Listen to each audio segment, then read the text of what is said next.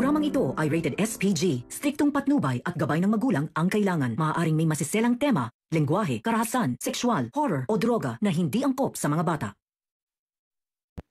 Nagkita muli si RJ at ang ex niya na si Claire. Ano kaya ang alam ni Claire sa nakaraan ni RJ? Alamin natin. Welcome back sa aking channel, mga kaganapan sa abot kamay na pangarap. Napaka-intense nga ng mga kaganapan sa abot kamay na pangarap. Maraming tao ang dinala sa Apex dahil sa ginawang pasabog ni Moira. Nagpunta si Zoe sa Apex. Laking pasasalamat ni Zoe na hindi nadamay si Robert sa pagsabog ng bomba. Muntik namang mabuking si Zoe na may kinalaman at may alam siya sa pagbobomba. Kaya nasabi ni Zoe na buti hindi nadamay si Robert. Pinagtanggol naman ni Annalyn si Zoe kay Giselle na mukhang wala namang meaning si Zoe sa sinabi niya at nag-aalala lang talaga si Zoe kay Robert. May nagpunta sa Apex sa mga kapulisan para magtanong-tanong sa naganap na pagsabog. Hinihinala ng iba na terorista ang may pakana ng bomba. Pagtapos ng interview sa kanila, napansin ni Lynette na nakatulala ang anak niyang si Annalyn. Kaya pinansin ni Lynette itong si Annalyn kung okay lang ba ito. Dito na nga sinabi ni Annalyn ang nakita niya sa mall. Nagsabi si Annalyn, nakita ko ang tauhan ni Ma'am Morgana sa mismong mall pero mukhang wala naman siyang kinalaman dahil sa parking lot sumabog ang bomba. Siguro nagkataon lang na nandun din siya sa lugar na yon. Nagtataka sila Giselle sa sinabi nitong si Annalyn.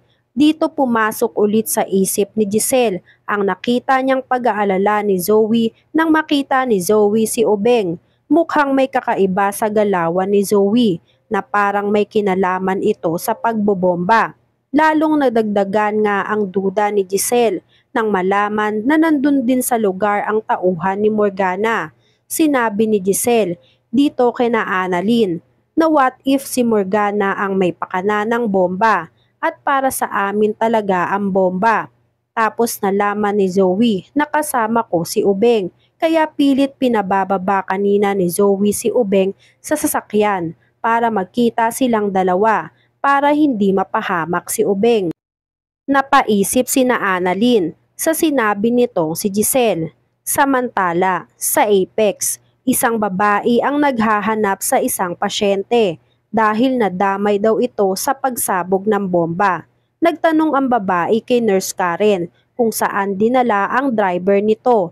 Agad namang sinabi ni Nurse Karen na nasa orthopedic pa ito at maghintay na lang siya sa lobby. Habang nag-aantay ang babae sa lobby, isang pamilyar na lalaki ang nakita nito. Nakita ng babae si Obeng, kaya tinanong niya si Obeng. Agad namang nakilala ni Obeng ang babaeng tumawag sa kanya. Si Claire na ex ni Obeng sa Cebu. Kinamusta ng babae si Obeng. Matagal na daw nung huli nilang pagkikita sa Cebu. Nagtataka naman si Obeng kung ano ang ginagawa nito sa Apex. Sinabi ni Claire na nadamay sa pagsabog ng bomba ang driver niya, kaya isinugod agad ito dito sa Apex.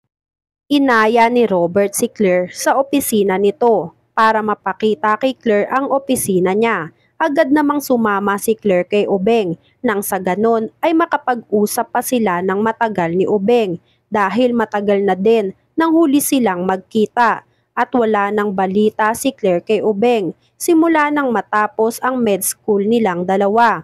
Isa nga pala si Claire sa naging kaibigan nila ni Carlos nung panahong nag-aaral pa sila sa med school, kaya isa si Claire sa may alam ng nakaraan nitong si Obeng.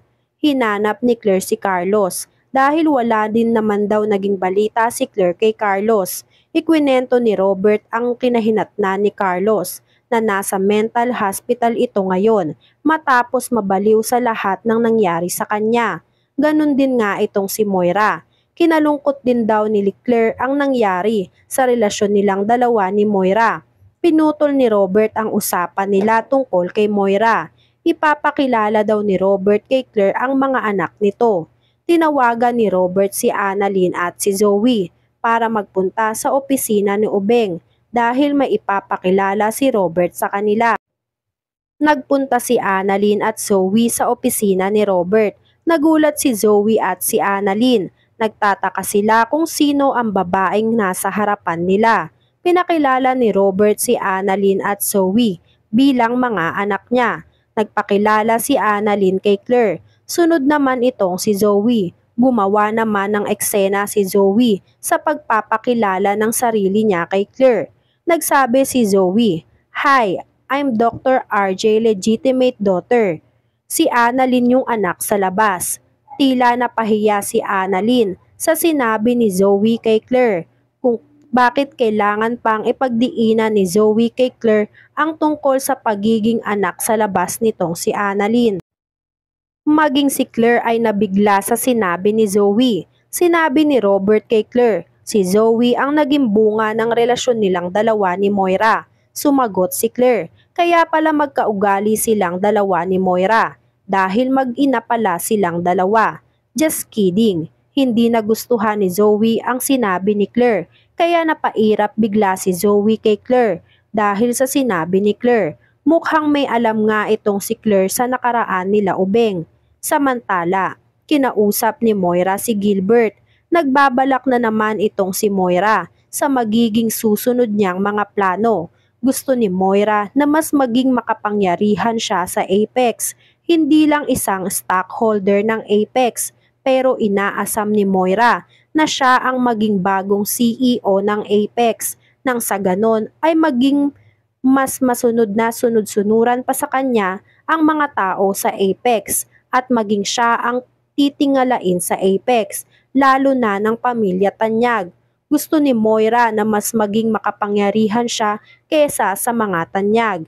Tahimik naman na nakikinig si Gilbert sa mga sinasabi ng amo niyang si Moira. Nag-aantay ulit si Gilbert nang ipag-uutos ni Moira sa kanya dahil sa mga bagong plano na isasagawa nito. Desidido si Moira na maging bagong CEO ng Apex kaya nagpatawag si Moira ng biglaang meeting para magkaroon na ng bagong CEO ang Apex. Sa conference room, nag-umpisa na ang botohan para sa bagong magiging CEO ng Apex. Una nang na-nominate itong si Moira, kaya tuwang-tuwa itong si Moira.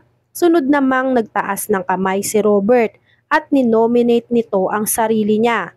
Gulat na gulat naman si Moira sa ginawa ni Robert dahil hindi akalain ni Moira na lalabanan siya ni Robert bilang CEO ng Apex. Samantala, sa pagtataka ni Annalyn kay Claire, tinanong ni Annalyn si Robert kung sino ba si Claire sa buhay nito.